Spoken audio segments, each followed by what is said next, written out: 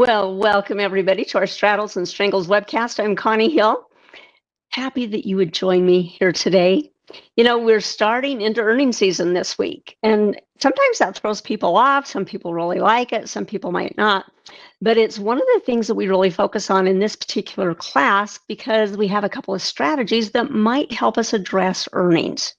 So we're going to get into that a little bit deeper here today. I am joined in the chat by Cameron May. I'm happy Cameron's here, a fellow coach and friend.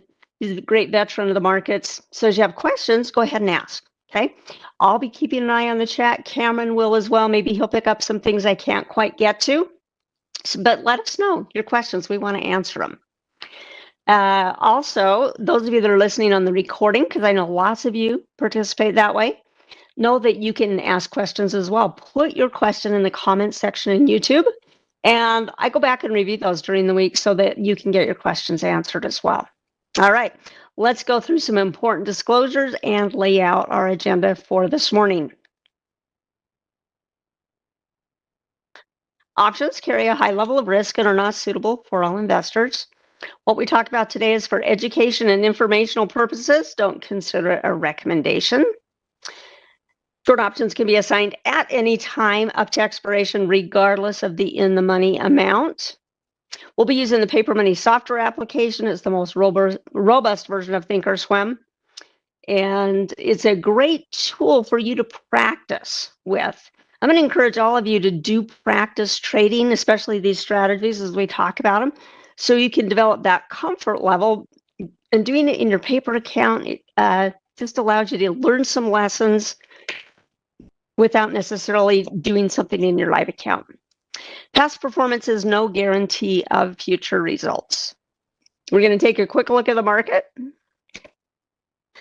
Just see kind of a quick glimpse what's going on today. We're not going to spend a lot of time there. And then we're going to talk about the strategies specific to our class, which are straddles and strangles, both long and short. We're going to be looking at quite a few different examples here today. So let's jump over to our charts to start out with. We've got the SPX up here, 1 year point of view, and really interesting. I was going to say that notice how these low points keep getting a little bit higher and a little bit higher.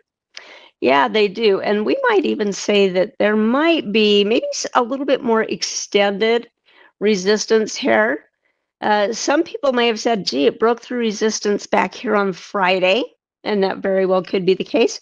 But remember, they're areas, and so we want to see it go beyond, well beyond an area to know if it's broken out of resistance or support.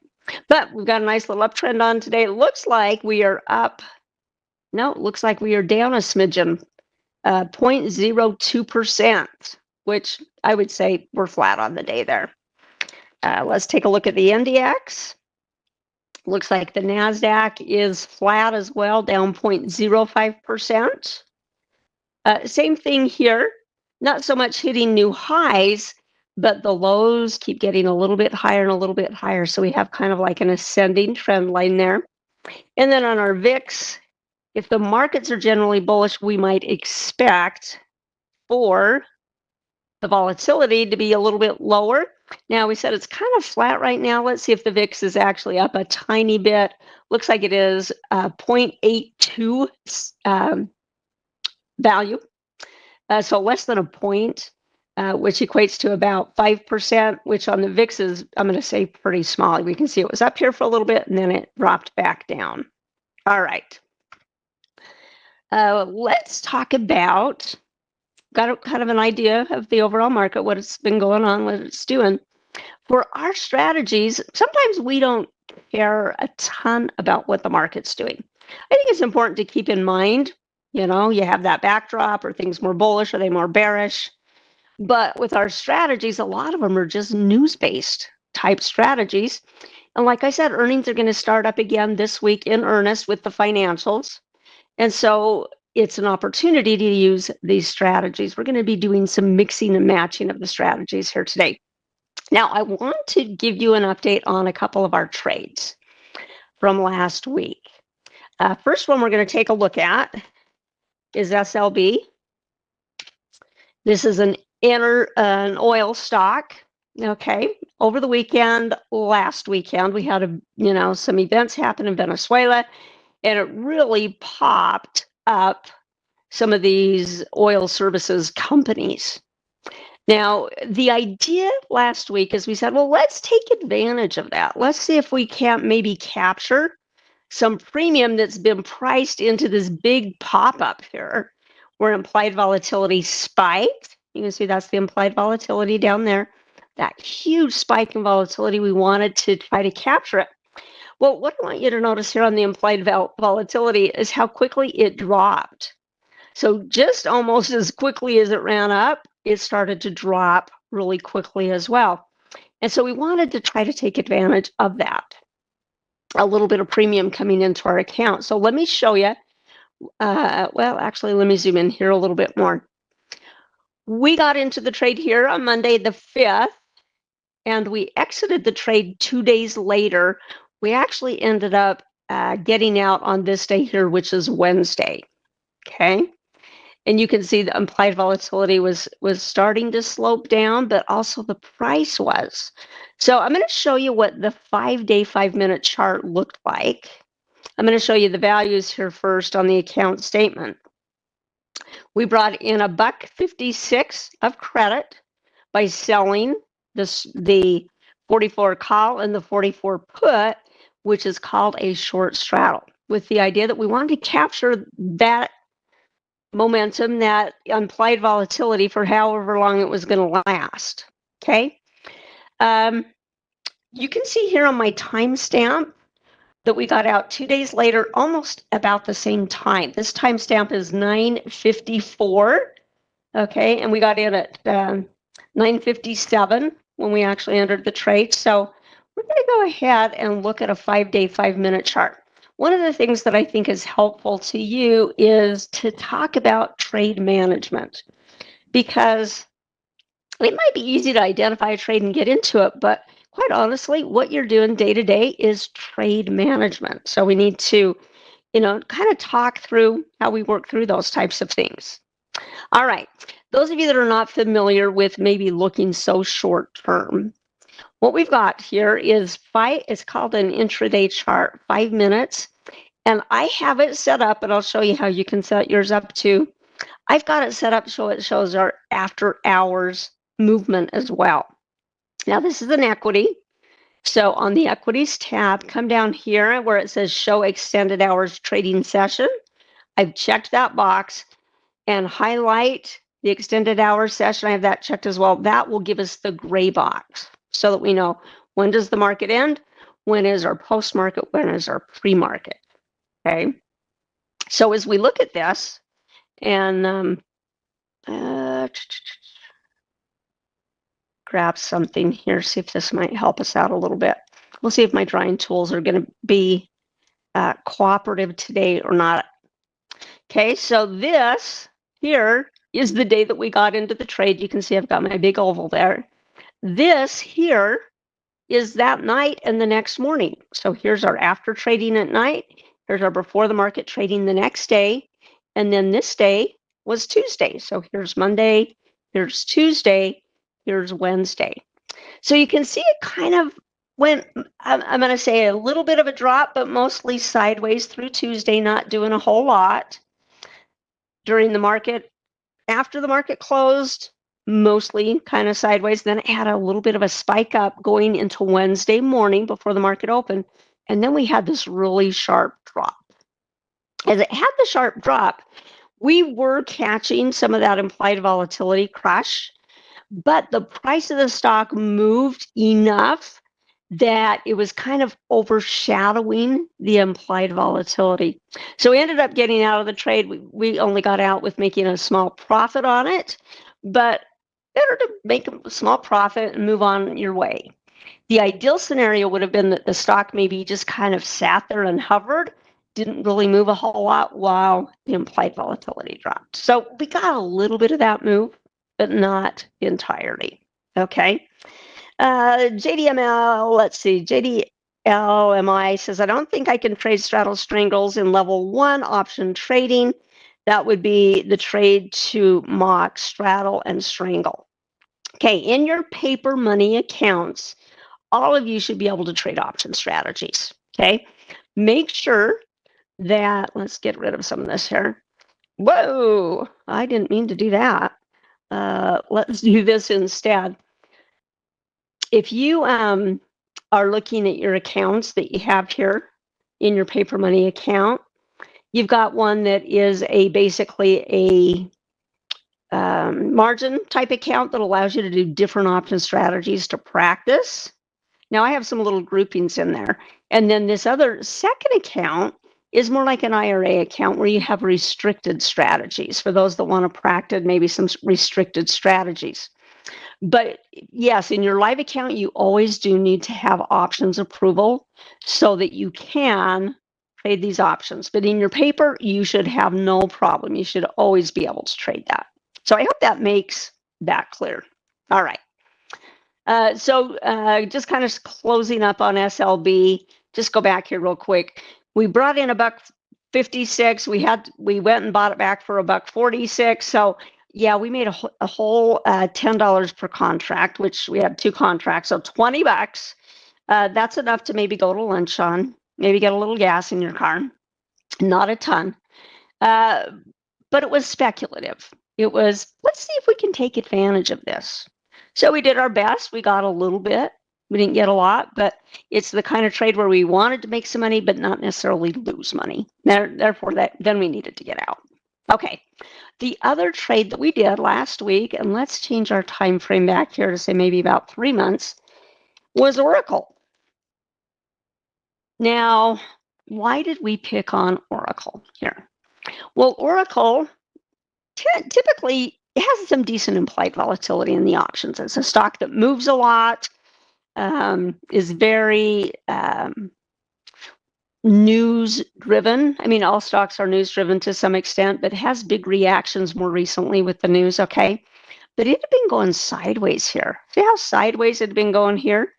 And the implied volatility was not incredibly high, okay, but enough that we might want to capture some premium.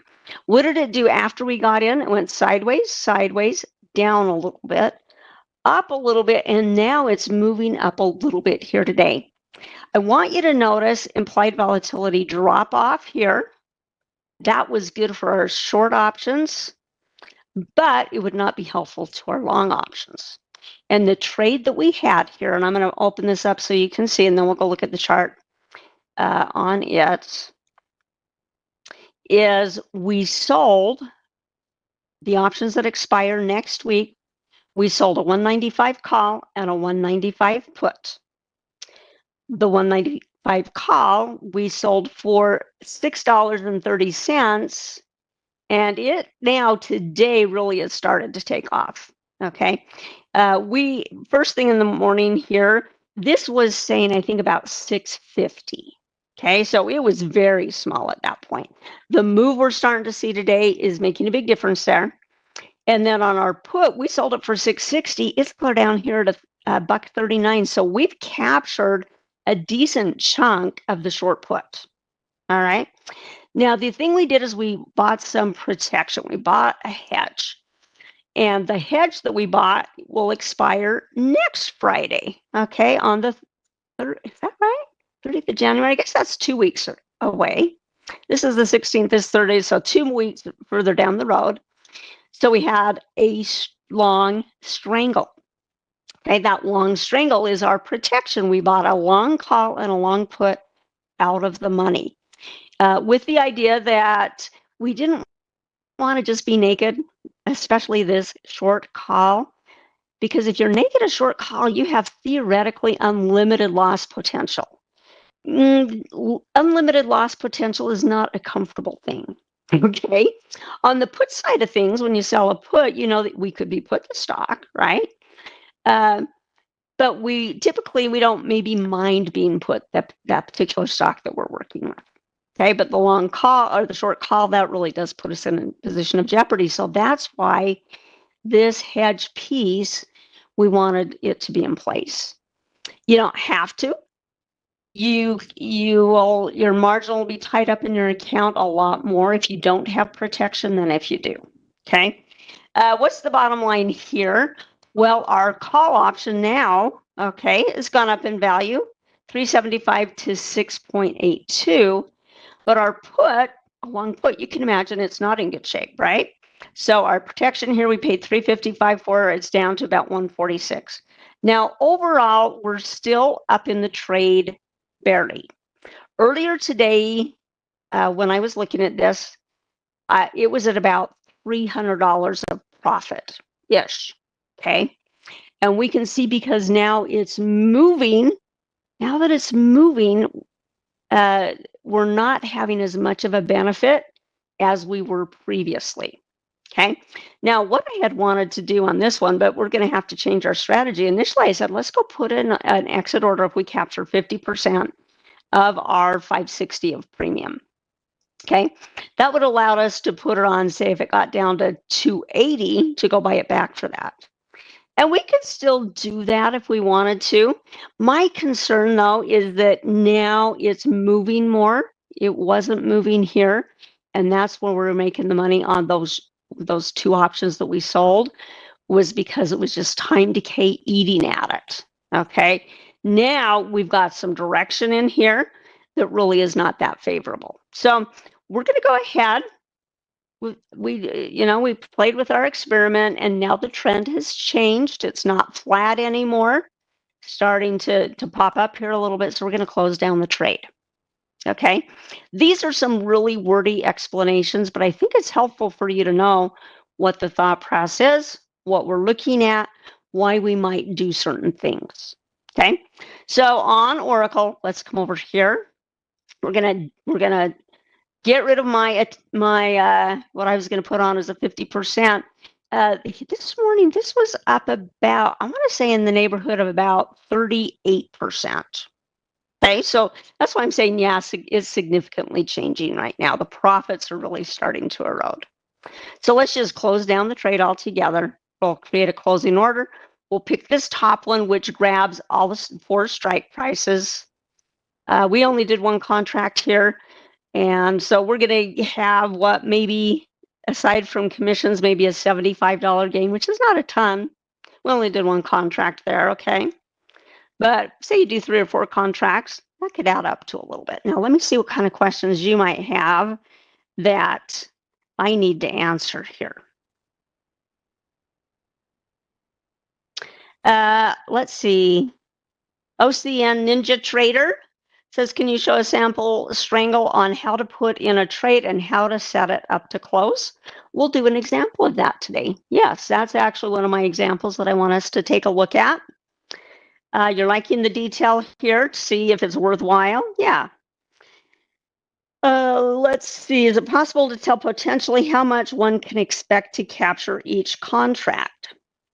To some degree, we can use the Analyze tab, which we were going to use for one of our trades coming up here, to have an idea of where the stock could go, where probabilities are.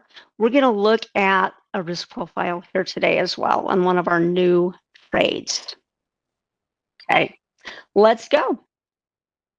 Okay, we got filled on it. Okay, so we're out of both of our trades from last week. Now we're out of both of them. All right, today we're starting with, told you about some earnings starting to come around. First one we're going to take a look at here. I've got several. Let's just start with this one. We're going to start with Delta Airlines, which we had done a trade on previously. They announce on the, is it tomorrow? Let's go here to the chart. It's going to be the 13th, which is tomorrow, before the market opens. Okay, so if anybody wanted to do a trade for earnings on Delta, you'd need to do it before the market closes today, right? Because before the market opens, the news will be out. That's when we'll see the change of price. That's when we'll see the drop of implied volatility. And it's interesting here, implied volatility ramped up a little bit, but then it really kind of dropped off. Okay, the market maker move. The market maker move represents what the option prices have been, how much implied volatility has been priced into the at the money options. of the expiration for the event. Okay, so it's something very specific. I'm going to share this with you. Some of you already have it because I've shared it with you before. This is a script for it to pull out the market maker move and put it on the screen and then give you visual indicators. Okay, this is the pricing that has been priced in for this stock to go either up to 75.40 or 65.44 for the event, which will be earnings tomorrow morning. Okay, let me share this with you in the chat. Oh, Cameron's pulled up. Cameron's pulled up a good video for you to reference there. Thank you so much, Cameron. Those of you that are looking at this on the recording, I'm going to quickly put it in a text box. So here's our text box. For you looking at this on the recording, hit pause and grab this little formula starting with the exclamation point, or you can do the whole thing if you want to type in the whole thing. If you don't want to type in the whole thing, start with the exclamation point. Setup, open shared item, and then you basically paste that formula in there. You hit preview, and I have named it MMM_chart marks.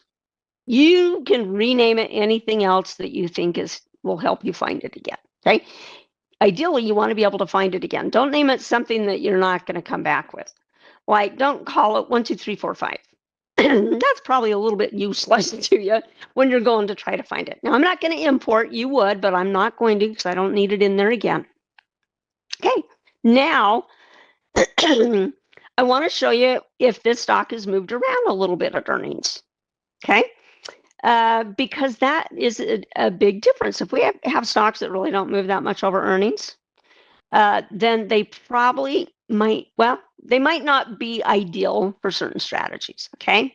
So what we're going to look for are big moves, either gaps or big candles, okay? So I'm going to zoom into this earnings here.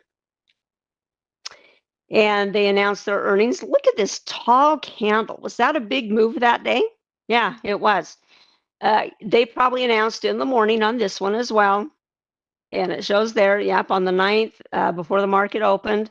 And then it ran. So did it have a big move? Yeah, it did. Let's zoom on over to the next earnings day. Right here in the middle of the screen. They closed here one day. They announced their earnings information. And it gapped up pretty decent. This is a decent sized gap in here. So I say, okay, we've got two that moved pretty decent. And let's check out this last one. It closed right here on this green candle when the market closed. And then it did what? It gapped clear up here, but then it continued to drop. Okay, so big movement in there. Yeah, so this stock has a tendency to move quite a bit over earnings, although just because it did doesn't mean it will. Okay, but just like we look for patterns of stocks that do certain things, you know, we're going to say, all right, we're going to pursue this, that we think perhaps it will have a big move tomorrow morning, or maybe not tomorrow morning. The news will come out tomorrow morning, and then we'll see what happens based on that news. Okay. Let's see here. Let's go to the trade tab now. And then one of the other things we want to look for is a big difference between front week or front month volatility and the other ones. Okay, so this one right here, the one that expires this week, that has the earnings announcement. Here's our market maker move right up here. I know this little symbol doesn't look like an MMM, but it is kind of a 2 M's on top and 1 M on the bottom. Anyway, but look at this implied volatility priced in here. 87.51%. That's pretty high, especially when you compare it to the next week. That's down here at 58. So 68, 78, almost 30% more implied volatility are priced into these options. Okay, that's something we would pay attention to. If company had earnings coming along and you didn't see a big gap like this, say it was 58 and this one was like, say, 62, that's not that much. We'd go, Okay, maybe a little bit priced in there, but not a ton. Okay, so looking at these numbers over here on the side is going to help you out a lot. All right. Now, based on that, do we want to be a seller or do we want to be a buyer of options? Okay. On this one, we're going to do both. Okay. We're going to do what's called a straddle or a strangle straddle swap. I might have said that I may have said that backwards. It's a strangle straddle swap because we're going to start out selling and then we're going to buy some hedge legs here. Okay. So because this implied volatility is so high, we might think, well, okay, we're expecting a big move. Implied volatility likely to drop out of these. And the percentage that 7% movement is decent. Okay. So on here, looking at if we wanted to sell the implied volatility, let's do it at the money strike price. So 70.35 is the current price of the stock. That means the current at the money, where most of the implied volatility should be priced in, is going to be here at the 70 strike price. Okay. I'm going to hold down my control key. We are going to sell the put. We're going to sell the call. I want you to notice, look at all these contracts, 25,000, 3,800. So lots and lots of trading activity, which we love to see. Generally, that means these spreads will be tight. They'll be close to each other. Okay. We don't have a big difference to make up. So if we just did that alone, we'd bring in almost $5 of credit, $4.98. But it gives us that unlimited risk potential on that 70 call. What does that mean? It means that the call price, the stock price could go up. There's not a limit at how far it can go up, right? It's open-ended, right? Those that are holding Delta shares, man, they want it to go up a lot. Not guaranteed to, but it's just this idea that if it has news that is great, and when I say great, meaning something maybe unexpected, maybe they have stupendous numbers, maybe they announce they're going to merge with United Airlines or something big like that, man, that stock could really pop, and then you're in a bad position. So that's why we come out and we buy this strangle a little bit further out where the implied volatility isn't quite so big. Okay, we can either do the January 23rd or January 30s. You can do either one. You can even go further if you wanted to. We're just going to do the January 23s. Okay, so now we're going to open up that series of contracts. And if we wanted, we could do a straddle here as well. But because we're doing it for just a hedge, for a little bit of protection that maybe we don't want to pay a ton for, we're going to go out of the money a little bit. Okay. So if 70 was our at the money, then let's go 68. Let's go 2 strikes out of the money here. And I'm going to hold down my control key again. We're going to grab the 68 call. We're going to go 2 strikes out of them, or that was the put side, 68 put rather. We're going to go $2 out of the money here to the 72 call. And we're going to buy that. And that's going to decrease the credit that we bring in. But there's so much implied volatility in that front month that we're doing it as a way to try to capture it. Okay. We don't know what direction the stock's going to go. If you know, awesome for you, but we really don't know. Even though maybe they had 3 quarters up, they could be down. Okay. We really, it just depends on what they say and what they forecast for the future. Right. So we all find out at the same time. Right? Nobody really knows. People that do know, they can't trade. They're restricted on that. Okay. Let me just check, see if there's some questions that that I need to catch. Cameron's helping me out here a great deal. Thank you, Cameron. There was a question here, implied volatility is good or no? I think this question came in about this stock. The implied volatility priced into the options for that market maker move is, I'm going to say, decent, 7%. If it were 3%, 2%, maybe not so much. That means small move. But the big key here is, man, we're wanting to see this implied volatility, how it's just kind of ramped up the last couple days.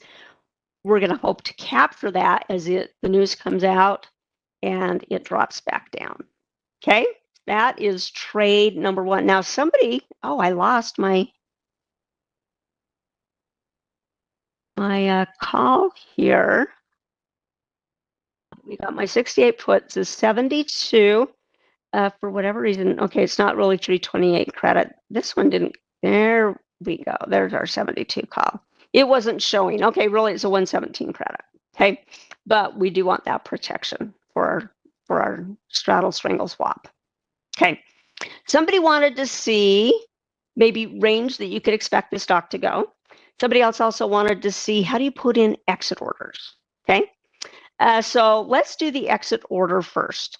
We're going to do 3 contracts. Okay, and let's put in a first trigger sequential and let's create an opposite order. All right. To create an opposite order, we're going to predetermine when we would want to go buy this back, when we want to take the trade off. Do you have to take the whole trade off? No. Can you do certain legs? Yeah, you could. Just depends on what you have in mind. Somebody just wanted to see an example of it. So for this example, let's say, what if we get say 50% of this 110? Could we be satisfied with that short little take the profit and let it, and run with it? You might be happy there. You might have another number in mind, but just for our example here, let's go half of it. Okay, so this is a credit here. This is coming in and a debit here.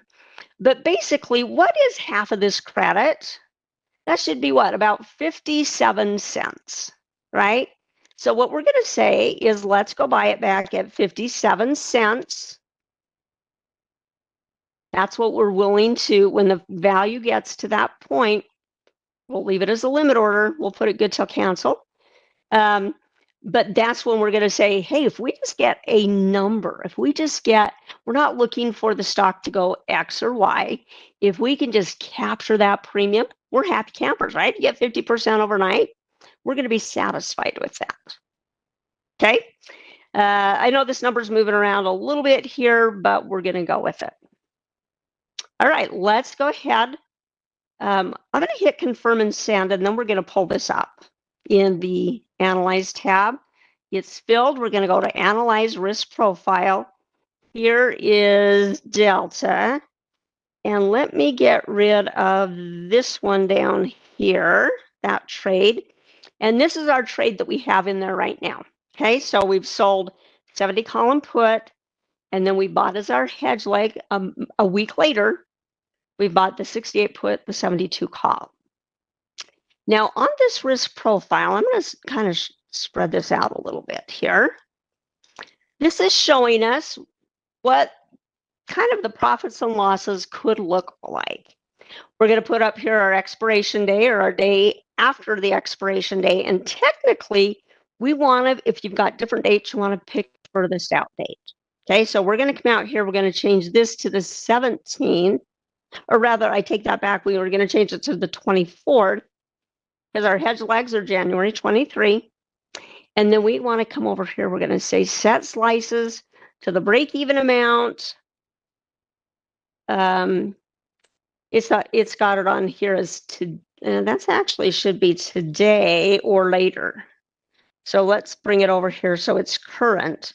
So the purple line represents profit and loss today or whatever this date is down here, and you can play with it.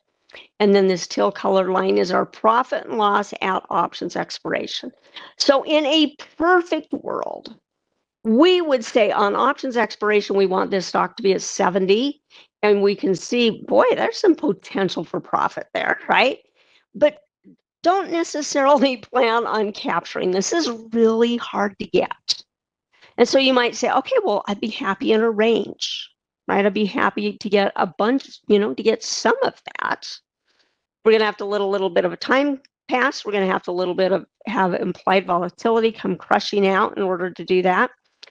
But quite honestly, don't plan on this. I'm going to say this is pie in the sky. Everything in the world goes excellent and nothing goes against you. And that's just not not likely to happen, right? Things are going to play out differently. And that's why we're looking for a little bit of a range here.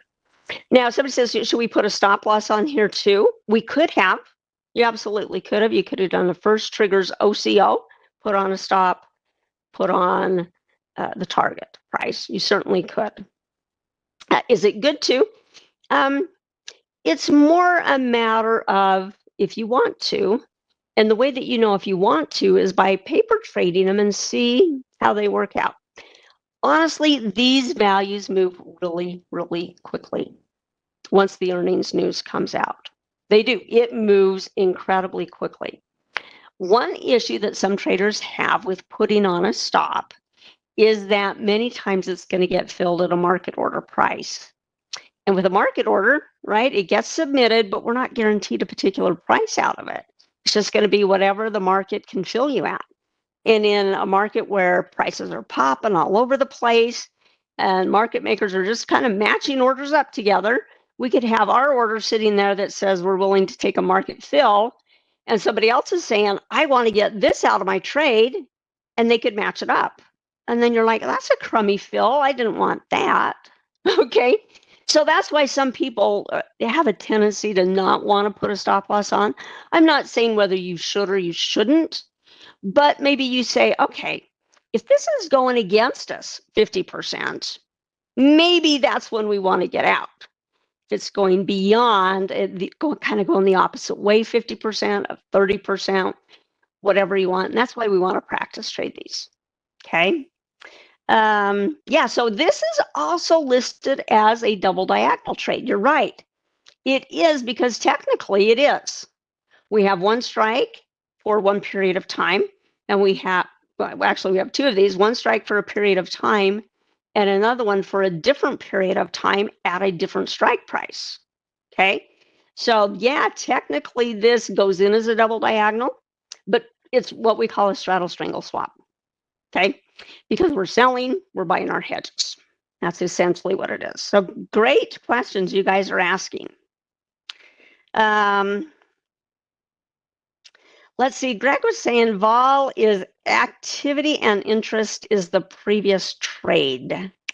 Not sure what that means, Greg. Maybe give me a little bit more detail. Maybe Cameron and I can help you out with that. Not sure what you really mean by that question. It looks like Cameron's taken care of some of these other questions. Okay. I do want to get another trade on here for us for this week. Okay. Lots of financials are starting us out with earnings this week. So the other stock we're going to take a look at here. Let's go to the chart on this first. We're going to go to Wells Fargo, WFC. And we're not going to take as much time to review what kind of moves it's had. Okay, but big long candle. Let's see, I take that back. It's got to probably be this day. A little bit of a move. It had dropped and then it gapped down and ran a little bit. So a little move, not a ton. Over here, we got a big gap down. This earnings, we got a big gap up and run. And then we'll find out what it's going to do this next move. Okay, so this is going to be on the 14th, which is Wednesday before the market opens. So we've got one for Tuesday morning, and then this one is going to be for Wednesday morning. It is helpful to not do a ton of these on the same day. I've done that before, and it's not a happy place to be. There's just too much you're trying to do. So it's nice to kind of space them out on different days and not do a bunch on the same day, okay? If some traders, I fall into the bucket of some of those traders. Okay, let's look at implied volatility here. Now this one, 59% implied volatility priced into those at the money options, creating this market maker move of basically $4.61. It's got about 19% higher implied volatility priced into these options than the next week out. That's down to 40. And then you can see it drops down into the 30s. Okay, so we're going to do the same thing. We're going to do on this one. Yeah, this one was going to be the 95 strike. Let's see if that's still the case. Looks like maybe a little bit lower now. Okay, we're going to go with the 94 as our at the money. So we're going to sell the at the money straddle. So we're going to go control key down, click on the bid price for 94 on the put side, bid price for the price on the call side. It's going to give us a 464 credit. And then the same thing, we're going to go buy that hedge so that we don't have unlimited risk potential. We're going to limit our risk, okay? And again, you can choose any of these. I'm going to go with the January 23. Sometimes these trades play out pretty quickly, okay? And if 94 was our at the money, then let's go a couple strikes out. You could go one strike out if you wanted. I'm going to do two. You could do 3, 4, 5. You could go way out if you wanted like super cheapo hedge. You could come clear out here, but you wouldn't have as much protection because the hedge would be out a ways. Okay, so on here, we're going to go 92 on the put side, so $2 away from the at the money. We'll buy that put. Same thing here. We're going to go to down 2 to the 96. And we are going to buy this call, 96 call. And you can see still brings in a pretty decent profit because of that implied volatility that is priced into those at the money options, those 94s. Are there simulations between this strategy or similarities between this strategy and an iron condor? There is. The similarity would be that we're selling some premium. In this case, though, we are buying some protection on that as well. We're doing 2 credit spreads, where here we are doing a credit spread of sorts because we are bringing in a credit, but we're using different months and different strike prices. With an iron condor, you're keeping everything in the same time frame. Okay. So all of this would be, say, January 16, if you're doing an iron condor. And you probably group the trades a little bit differently, too. Okay. IT said, yeah, it looks like I'm selling my protection. Did I click on the wrong side? Where's the put? Well, we don't want that. Thank you. Let's see here. There we go. Okay. That looks a little bit more realistic on the credit. Thank you for catching that for me. I did not notice that I hit the wrong guy, but we've got it correct now. So we're selling 294s for January 16. We're going to buy the put at 92. We're going to buy the call at 96, $2 out of the strikes, $2 away from the at the money strike price. We're going to send this in. I forgot to send this one over into our class, but I'll go change it later. And so we're going to put this in our Straddles and Strangles group. And really to understand and learn the strategies, if you will paper trade, you don't have to do these examples, but paper trade some examples so that you can get the feel of how these strategies work. We are doing a little bit of mixing, a little bit of matching. Sometimes we buy the straddle because we're looking for the big move. In this case, we're looking to capture the implied volatility. We're just going to see how that works this time around. Okay. Why not go the full market maker move? If we wanted to buy the options rather than sell the options, then we might use that market maker move.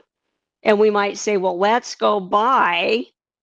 You could, if you wanted, you could buy the strangle. You could buy the 90.